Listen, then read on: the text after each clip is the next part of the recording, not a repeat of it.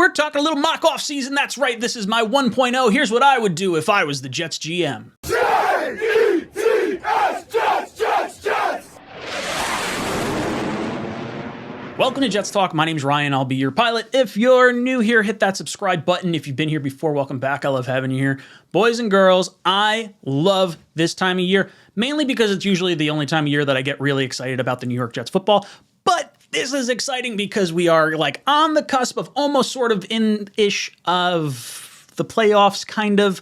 And this is the offseason that we're going to make that push into the playoffs. And I'm going to show you how we're going to get this done. Guys, I'm going to leave a poll question in the top of the description for you guys to rank this mock offseason, as well as little shortcuts. So if you want to jump to different parts of the mock offseason, if you're coming back and watching it again, just to see some notes, I'll leave timestamps in the description as well. But let's talk about our New York Jets and where we are headed in this offseason. Now, obviously, there is a quote-unquote playoff mandate, even though Woody says there is not a playoff mandate. He does say he is absolutely going to spend whatever it takes to get the quarterback right. That's the missing piece. That is what we have heard from Woody Johnson. And then Robert Saleh, he's going to have himself a little pitch for his offensive coordinator that he's going to be looking for this offseason. We have a top 5 defense, a bunch of young skill guys. We're going to fix that offensive line, and we're going to be aggressive as heck in the quarterback market. So that's kind of where we're sort of looking. We're going to keep this in the scope of let's do what we can to get into the playoffs, but also let's do things a little differently than we did in the past few years, because this offseason, I get the feeling that Robert Saleh and Joe Douglas have their back against the wall. So I think we're going to get a little more aggressive than what we've seen out of Joe Douglas these last few offseasons. But we'll see. We'll see where I go from here. First things first, we got to talk about the staffs and who we could possibly be bringing in.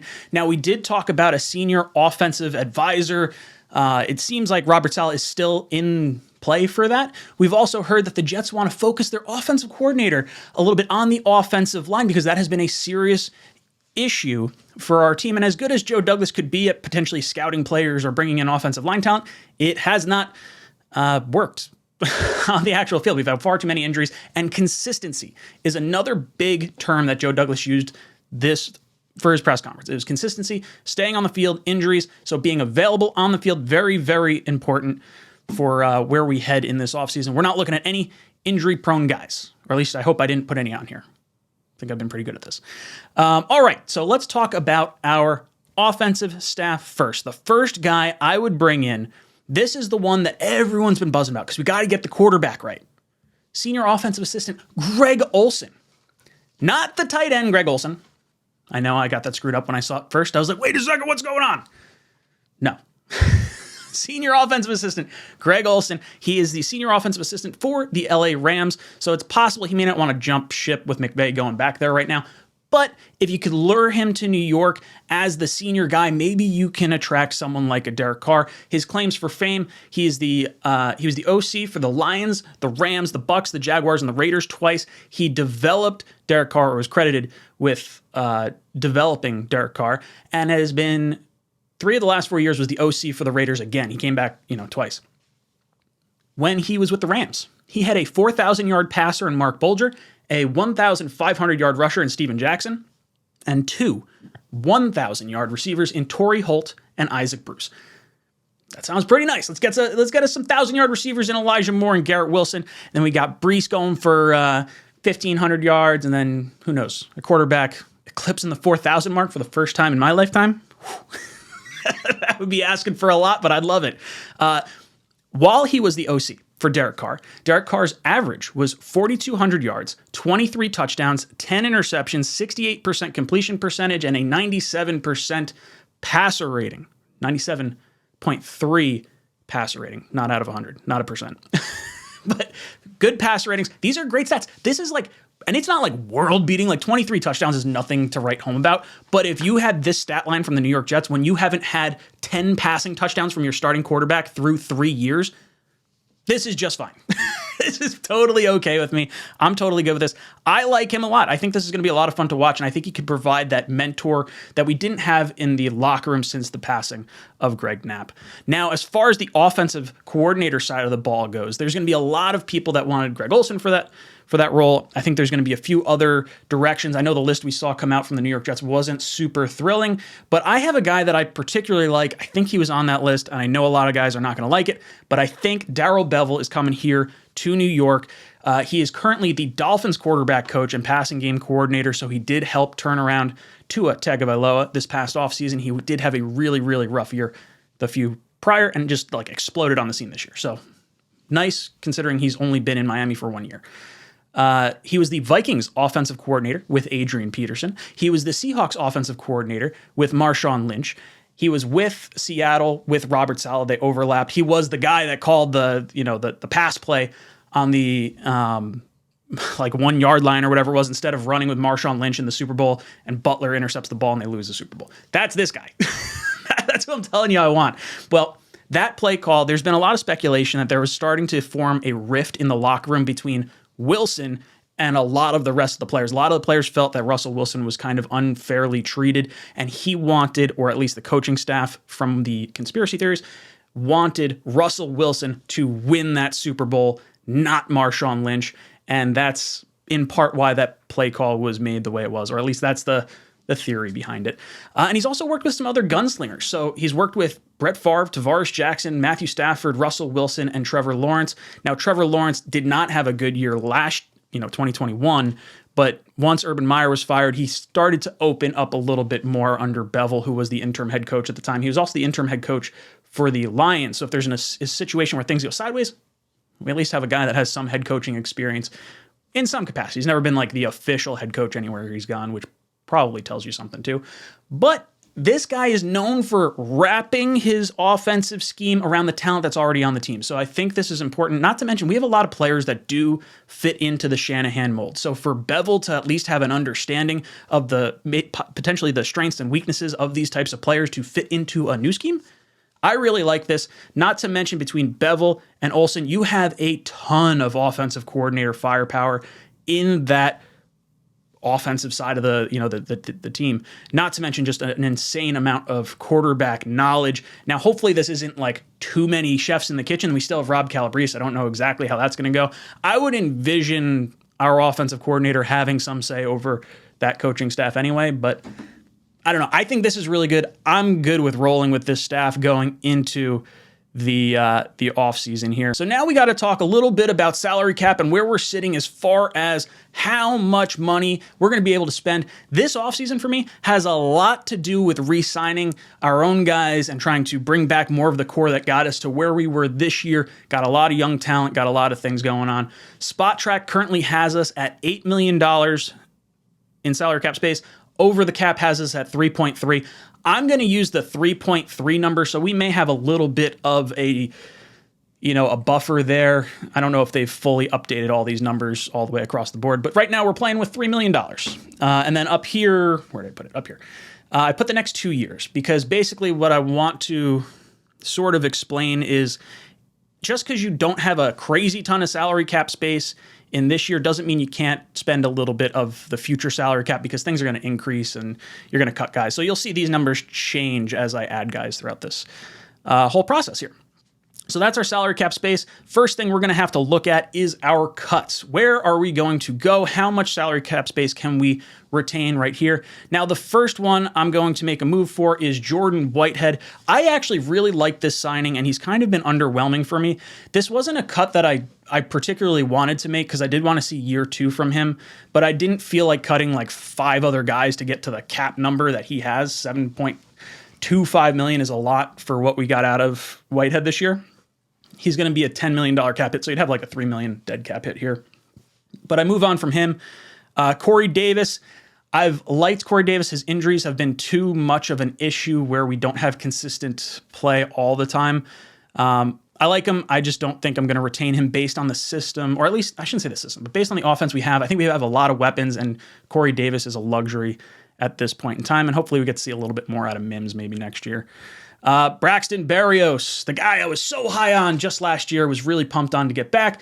one of Zach's best buddies, $5 million salary cap savings. Between him and Corey Davis, they're probably Zach's two favorite weapons. And I think in this offseason, this is where you could move on from them if you're not planning to pursue Zach at this current point in time. I really like moving on from both these players right now. And Braxton Berrios, we paid like $5 million to have a guy that really did not fair catch the ball as well as I was hoping he would. I feel like we were inside the 10-yard line like every time this year on punts. And then, unfortunately, Carl Lawson's going to be a scratch as well. It's going to save $15 million against the salary cap. I really like Carl Lawson, and this move becomes a lot easier when you see how Jermaine Johnson, Bryce Huff, and Michael Clemens has played. Not to mention you still have JFM who's on the outside, so we have a healthier rotation. Maybe you slide JFM inside to maybe pick up some of the holes there. But this is who I'm cutting right here. The Jets are now up to $41 million in salary cap space this year and $112.4 for 2024. The next thing up, I want to talk about restructuring a few guys. I shouldn't say a few guys. The one main one. And this one's CJ Mosley. I really like CJ Mosley. If you had told me ahead of time, I probably would have told you I was going to cut him after the 2022 campaign, but I really liked what we got out of him. I think we need that veteran in the locker room.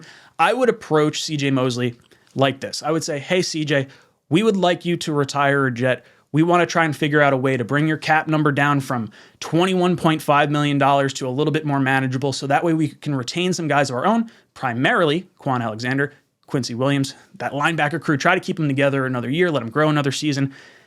And we want to bring your cap hit down, let you retire a Jet. That's the way I would try to approach it with CJ Mosley. I think he's a team player, and I think he probably knows this is a really good shot to win a Super Bowl, especially if you can get the quarterback figured out. You tell him, like, hey, look, we're going to use some of this to go out and get that quarterback.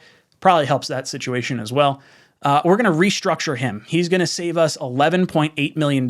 His new cap hit is $9.6 million. You can move on from him after 2024. He doesn't have any guaranteed money left on his deal. So the Jets, I guess, could just cut him, or they can convert like the salary he has left back into some guaranteed money. So you'd wind up saving a little bit this year while taking a little bit of a loss in 2024, but it's not a huge loss. So I'm all right with this. I like bringing back CJ Mosley.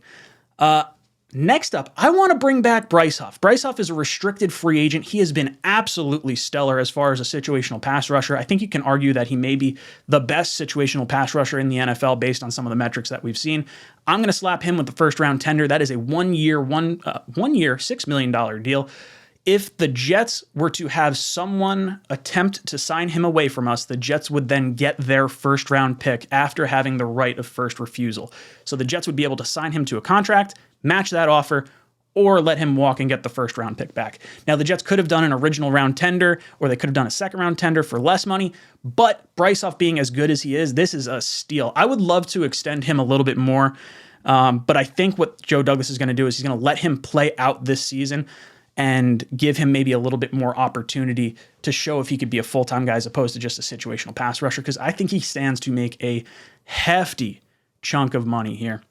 Now, the next thing I want to talk about, Quinnen Williams. I want to extend Quinnen Williams. We're going to extend him on a 4-year extension, $88 million. That's $22 million a year. That is above option 2, 3, and 4 as far as the defensive tackle on highest paid on an annual average salary. Only Aaron Donald is ahead of him, and Aaron Donald is one of one. But this contract gets Quinnen Williams out of this deal by the time he's like 28, 29 years old, so he can cash in on another big contract, assuming he's still playing up to a high level. Now, what I did here is I'm looking at the guaranteed money as it currently sits, and this is kind of rough figures. His 5th-year option is going to cost $9.5 million. A first-year franchise tag would be $18.9, roughly. I mean, these numbers are going to be a little off. Second-year tag is 120% of what the first tag was, so it puts him up to $22.7 million. In total, it would be about a little over $51 million if we were to tag him 2 consecutive times and play him on 1-year deals. So that's kind of the amount of guaranteed money that you're probably looking at as far as what you'd have to allocate to Quinnen Williams. As far as the contract itself, this is how I would probably structure it. You can you could increase his cap hit by a little bit, but by giving him the signing bonus, he's getting a lot more money up front. So you can make these a little bit more manageable. You can have that $12 million cap hit this year. You can have 22 the next 3 years, and then that would be his 4-year, I guess it's a four-year deal. Yeah, it reworks the 5th-year option. And then a void year at the end. That basically means the Jets cannot franchise tag Quinnen Williams at the end of this contract. He would be a free agent at 2027. That would be when we'd have him locked in. So I like this. I think Quinnen Williams is such an important part of this team. The fact that we were able to have any sort of success on defense once he went out was just incredible. He is the lifeblood to this. Having some edge rushers on the side really unlocked his potential. The one thing I worry about with Quinnen Williams is Joe Douglas has his back against the wall this year. He may need every drop of salary cap space needed to get the Jets into the playoffs, and it may turn into a little bit of an ugly situation where we tell Quinnen, hey, you got to play on your 5th-year option right now. That's the only way we're making this whole thing work. I hope that's not the case because I do want Quinnen here long term. He seems to be far different than Muhammad Wilkerson. Muhammad Wilkerson seemed like he was kind of like taking his foot off the gas. Quinnen Williams still young and hungry, so we got to keep him here, 100%. MVP, baby, first team All-Pro. All right, now I want to talk a little bit about our own free agents and some guys I want to take care of and bring back. First up, offensive line, Connor McGovern.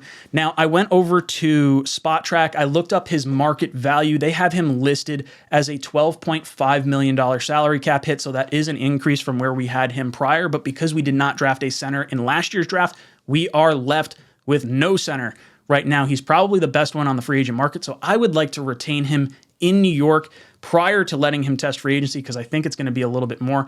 I just put him down for the market value here, 2 years, $25 million. So, you can get out of it after this year, but at least he's paid his market value for this season.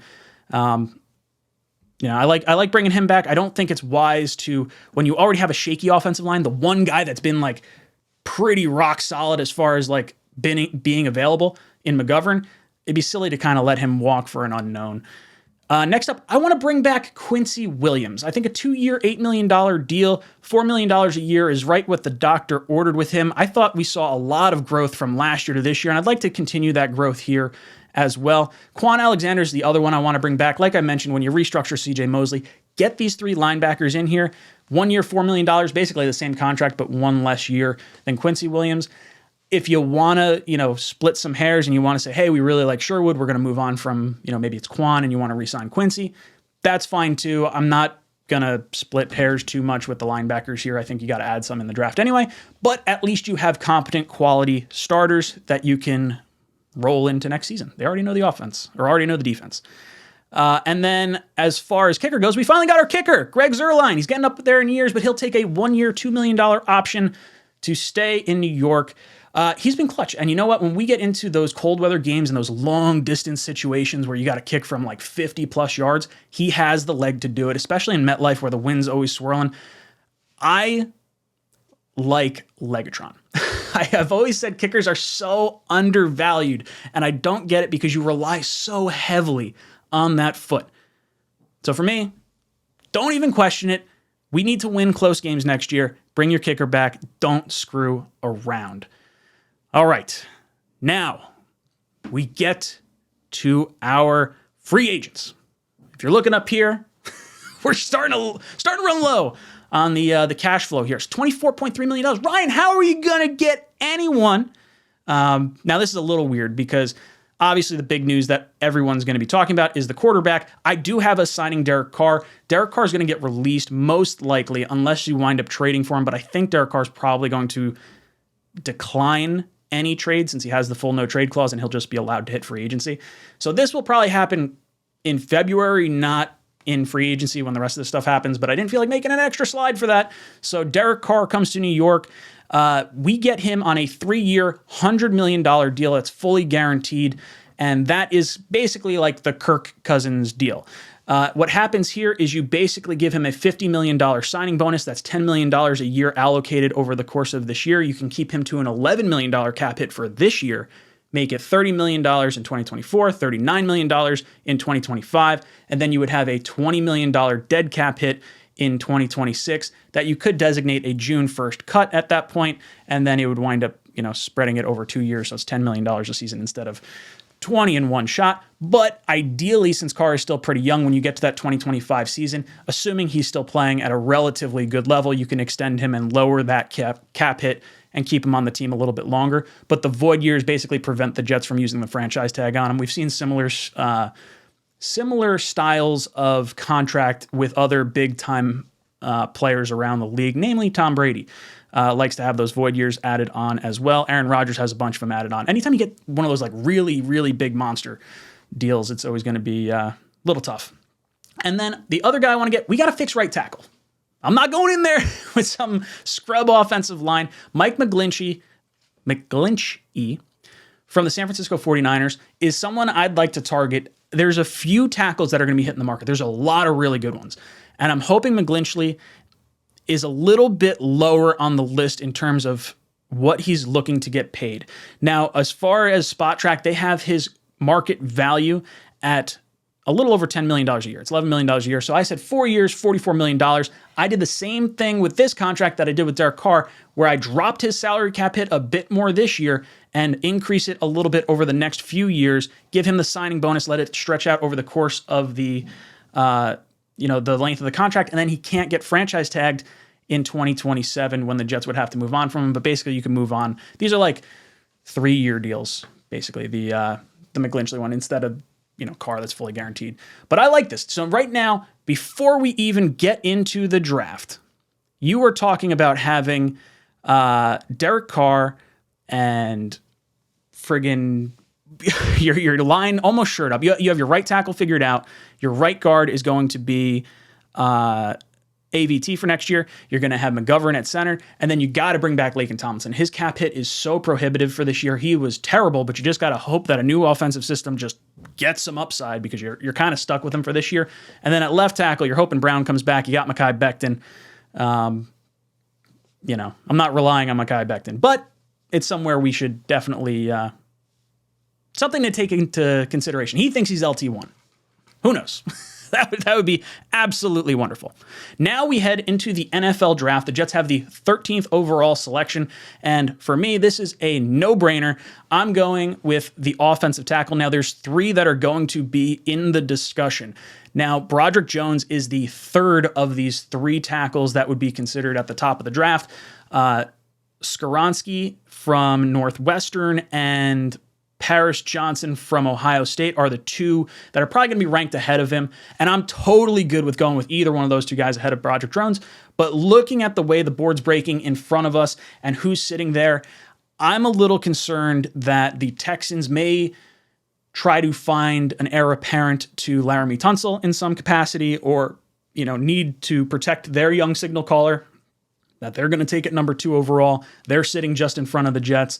The Patriots are just behind the Jets. Is there a situation where they leapfrog the Jets, maybe with the Titans, to go get a tackle as well? The Vrabel connection with Bill Belichick, maybe that's a little strong.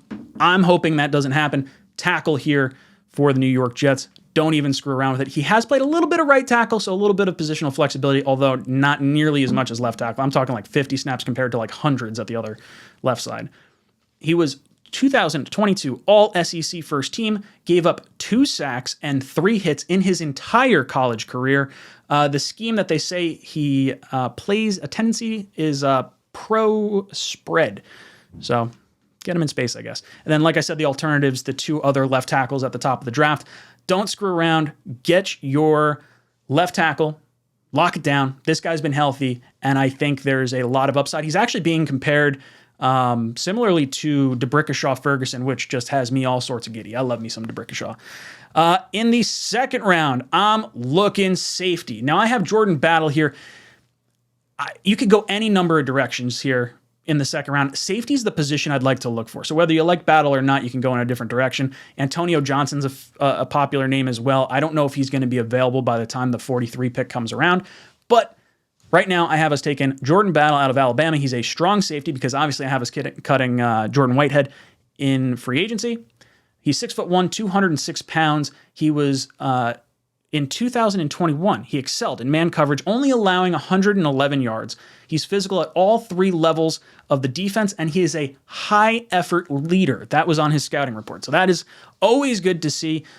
I think we need to fix the safety position finally. Maybe you allow Ashton Davis to have a little bit more play back there, maybe as the free safety, and you have Battle come in as the strong safety to really lay a lick around the field. The other guys that I would leave at this same alternative pick, Noah Sewell, Penei Sewell's brother, the linebacker from Oregon, and then, like I said, Antonio Johnson, the safety, is another spot I'd look at as well. In the third round, I'm thinking center. I wanted center last year. We didn't do it. This year, I want to go out and get the center. I'm thinking Ricky Stromberg from Arkansas. Now, you can go any direction with the centers. There's actually like 3 or 4, I think, that are going to go right in that third or fourth round, second, third, fourth round. So you're going to have a few options to go with. I like Ricky Stromberg because he's a center. He's also a guard. He's a 4-year starter, which is absolutely awesome. I love seeing that from an offensive lineman. He has given up 4 sacks and 3 quarterback hits in his entire collegiate career. He is a high IQ player that calls out protections on the line of scrimmage. That's something the Jets desperately need, especially if they want to go eventually with a younger quarterback. Connor McGovern, I have coming back for 2 years. This guy is a player that if you want to move on from Laken Tomlinson, maybe you plug in Stromberg for a season at guard. Maybe you have McGovern 1 more year after 2023 at center, and then you plug him in after he's had enough time and reps with our system and with our players, and then hopefully you have your center for the foreseeable future. Next player up in the 4th round, I'm looking DeMarvion Overshown, linebacker out of Texas. He is a 3-year starter, transitioned from safety. He's actually listed as a cornerback in some of the draft forums that I was looking at. He is a 3-level defender, and then other positions I would probably look at here. Jarrett Patterson, the center from Notre Dame, and Byron Young, the defensive lineman. I think these are areas you're going to be looking for, like defensive tackle, maybe a little depth. I think you're going to see those Joe Douglas picks and those Robert Saleh picks at some point sprinkled throughout the draft, where it was like the Clemens and the Mitchell picks towards the end. This is where you could go starting in this ish range. But I like Overshown. Hopefully this is a linebacker that Robert Saleh can kind of sink his teeth into, because this guy is really, really fast. He's 6'4" too. Like, that's a big, that's a big guy. I approve of going linebacker here. This guy is rangy. I think he's able to play the pass well, which means when Quan leaves after next season, you could plug this guy in as well. In the 5th round, I have the New York Jets going with defensive tackle Akeem Mesidor. I don't know if I pronounced that right.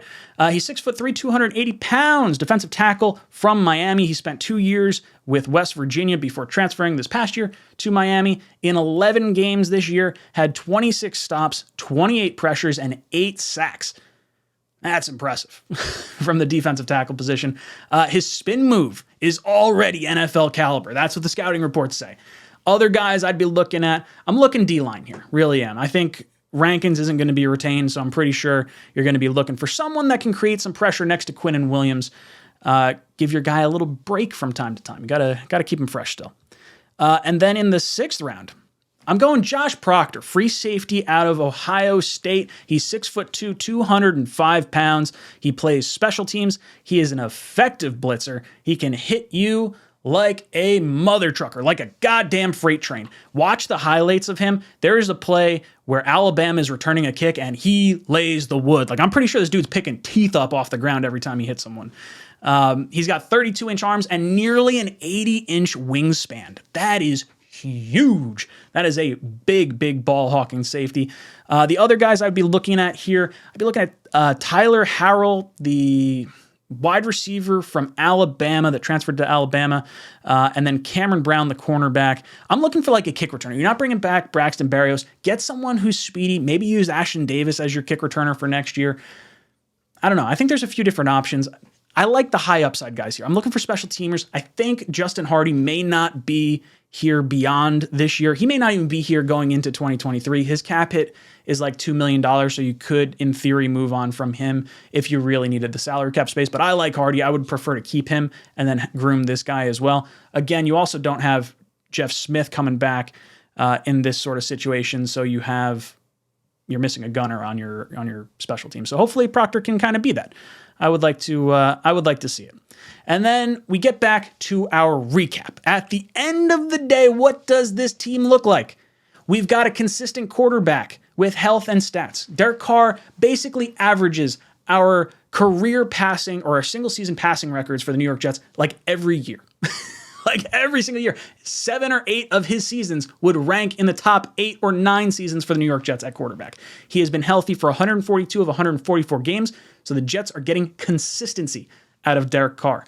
We have addressed left tackle, center/guard, and right tackle. I wanted to get us a guard. I almost went tackle, guard, center in the draft. I was very close to doing that, but I decided to go with the center that could play guard and allow us to spread our assets out just a little bit more. But we addressed the offensive line. We should have an entirely revamped offensive line that is known for being healthy, and then hopefully we can get some more consistency there. Our offensive coordinator that we brought in is known for his offensive line play. Getting this offensive line to play together. Not to mention, like I said before, Adrian Peterson, Marshawn Lynch, we have Breece Hall. We are expecting to go run heavy with this offense. Use the talent at your disposal. Take advantage of Breece Hall. This guy's ready for a monster year, assuming he comes back healthy from the knee injury. Senior offensive assistant in Greg Olsen. That gets you the quarterback in Derek Carr, and it allows you to have a little bit more voice and creativity when it comes to developing game plans. You've re-signed Quinnen Williams long-term, which is always nice to have. We finally retained one of our own. This is the first player that we're retaining since Muhammad Wilkerson. I think Wilkerson was drafted in like 2010. 12 years since we've had a player we felt the need to extend. So I like it. This is really good. And then we drafted a strong safety and a free safety. These are areas that we're trying to fix, right? Like when you're looking at our defense, front four, pretty stout. Linebackers, brought them all back. Got a little bit of guys working behind them as well. Hopefully you can have guys step into those roles in 2024. The safety position, we revamped that with some young guys, not spending a whole lot of money there. On the offensive side, you do want to test out Denzel Mims in that other wide receiver spot because you're stuck. No, not stuck, but you got Garrett Wilson and Elijah Moore. You no longer have Barrios. You no longer have Corey Davis. So you're going to want to try and move him up there. You're going to take advantage of your tight ends a little bit more, I would imagine. Maybe you get a little more playing time out of Jeremy Ruckert next year as well. Like I said, the offensive line fully fixed. Hopefully that means when the running backs get back, they're going to be hitting the ground running. It's exciting. This is an offseason that I could really get behind. I know, because I did it. You guys can let me know your thoughts down below in the comment section. Let me know what you thought of this mock offseason. Is there a direction you think I should have gone? Is there a direction that, I screwed up on? Let me know in the comment section down below. And as always, go Jets. Jets!